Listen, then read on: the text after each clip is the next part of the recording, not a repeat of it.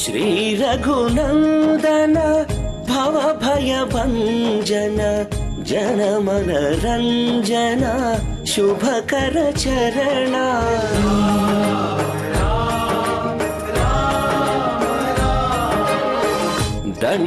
దండకవనమున శాంతిని నిలిపిన రవికుల తిలకుడు శివునికి భక్తుడు.